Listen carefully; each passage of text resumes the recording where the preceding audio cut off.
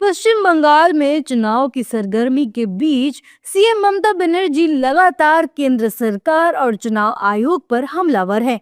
अब उन्होंने चुनाव आयोग को एक चिट्ठी लिखी। इस चिट्ठी में उन्होंने बंगाल के लोगों के लोकतांत्रिक अधिकारों के खिलाफ गंभीर साजिश का आरोप लगाया है। उन्होंने राज्य विधानसभा चुनाव से पहले एसआईआर प्रक्रिया में फर्जी वोटर एंट्री पर रोक लगाने की भी मांग की है।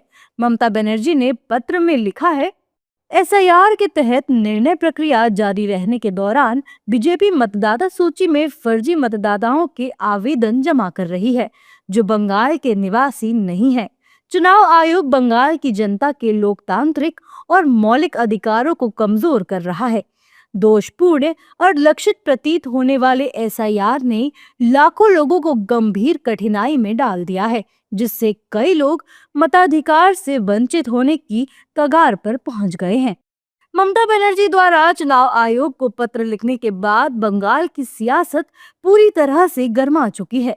बीजेपी और उसके सहयोगी दलों के नेताओं ने कहा है कि राज्य में चुनाव आते ही ममता दीदी ड्रामा करने पर उतर जाती हैं।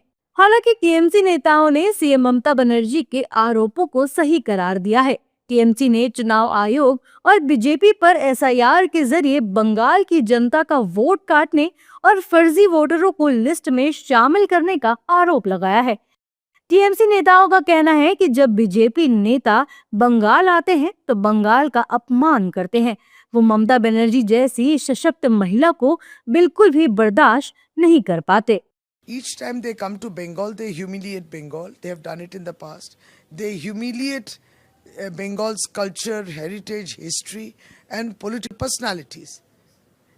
They just cannot tolerate a powerful woman. They are absolutely woman haters. They just cannot tolerate Mamata Banerjee, a powerful woman. The Prime Minister comes to fight with the Chief Minister of a state. Why the Bengal BJP unit is so useless that the Prime Minister and the Home Minister have to come for their defense and Chief Ministers of other states have to come. SIR को लेकर विपक्ष बिहार चुनाव से ही केंद्र सरकार और चुनाव आयोग पर आरोप लगाता रहा है। एसआईआर के खिलाफ राहुल गांधी ने बिहार में यात्रा भी की थी, लेकिन बिहार चुनाव परिणामों में उन्हें मुंह की खानी पड़ी। वहीं सीएम ममता बनर्जी एसआईआर के विरोध में सड़कों पर उतर चुकी हैं। हालांकि बीजेपी ने दावा कर दिया है कि इस बार सीएम ममता बनर्जी बंगाल से साफ हो जाएंगी। बंगाल में किसकी सरकार बनेगी और कौन राज्य से साफ होगा, ये तो 4 मई को चुनाव परिणामों के बाद ही स्पष्ट हो पाएगा।